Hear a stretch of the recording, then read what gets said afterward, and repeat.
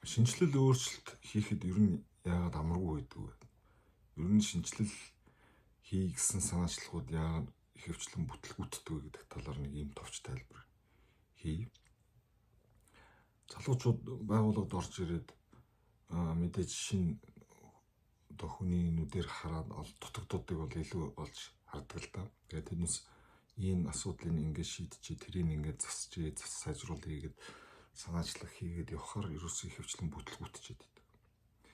Тэгэхээр энэ бүтлгүүдэх явдал бол зөвхөн манад байдаг бол бас өрөсгөл. Энэ шиг ерөөсөө дэлхийд даяар маш том судалгаа хийгээд үзэхэд бол ер нь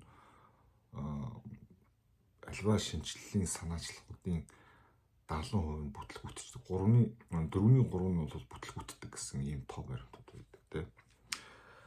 Тэгэхээр шинжлэлийг хийхэд өөрийн гэсэн нарийн аргачлалтай байдаг юм байна. Түүнээс зүгээр нэг энийг ингээд шийдчихнэ гэдэг юу гэдэг энийг ингээд сайжруулчихна гэсэн аргачлалаар бол болдгүй юм байна гэсэн дүгнэлтэнд хүрсэн байдаг.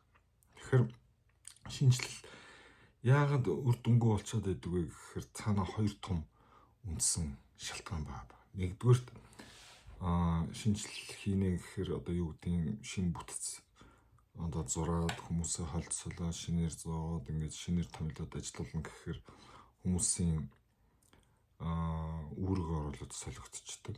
Хэрвээ үүрэг оруулалт солигдно гэхэд энэ бол одоо бүр их эрсдэлтэй. Яагаад гэвэл хүмүүс ажиллаа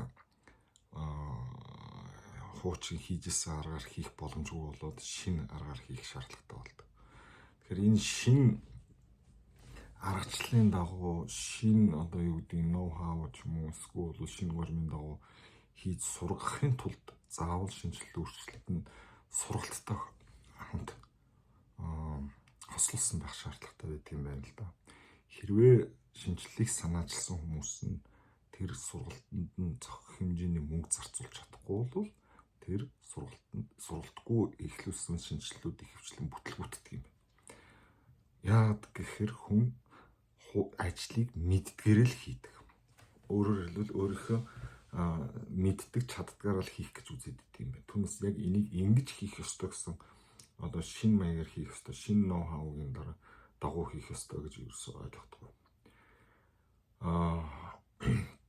Хоёрдугаар хамгийн том саад болж идэг зүйл бол тухайн байгууллагын ажил хийж буй хэв маягаас гадна тухайн байгууллагын хүмүүсийн хоорондын эрх мэдлийн талаарх тохиролцоо байдаг. Тохиролцоо гэж хэлж байгаа нь юу гэсэн үг вэ гэхээр хүмүүс нүдэнд үл харагдах байдлаар эрх мэдлийн хуваарлалтын талаар тохиролцсон тодорхой нэг хэв маягт орцсон байдаг юм байна.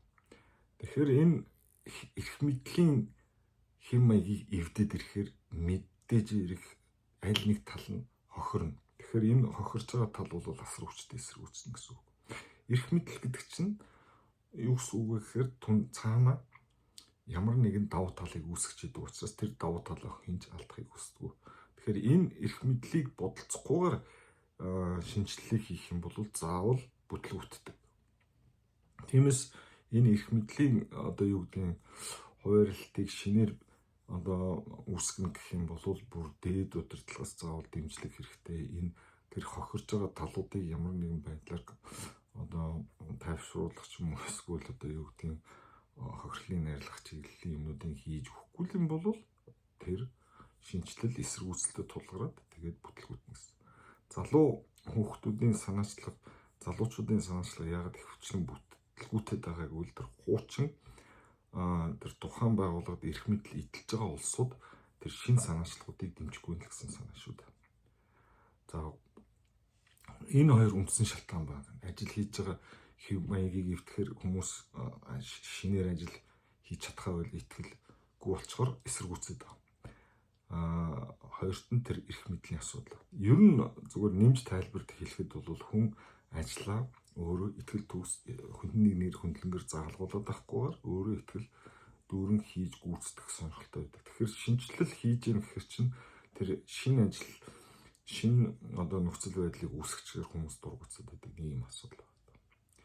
Тэгэхээр энэ шинжлэлийг хийдэг үндсэндээ хийн гэх юм бол одоогийн байдлаар бол хоёр том чиглэл байгаа. Яаж хийх ёстой, зөв хийх ёстой гэдэг.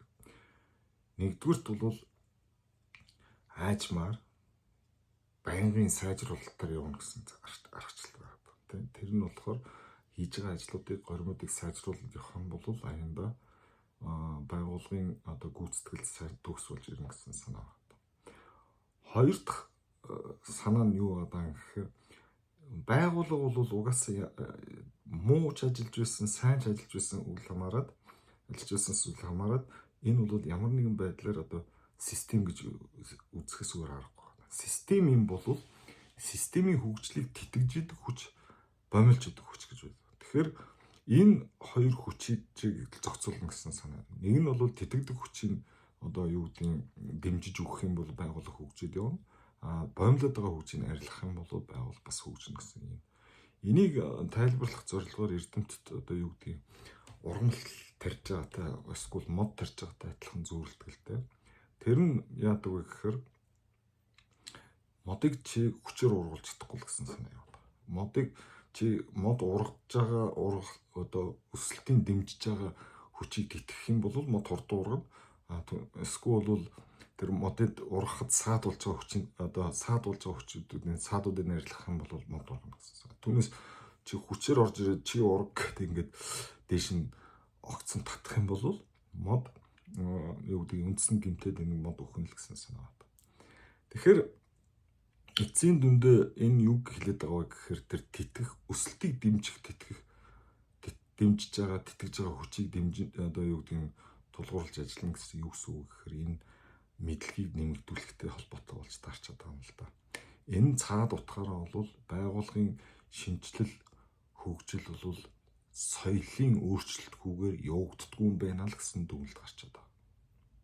Өөрөөр хэлбэл соёлыг өөрчилж ижил байгууллага аажимдаа өөрийн хөгжлийн зам ёсоор өөрчлөгддөг юм байна гэсэн санаа.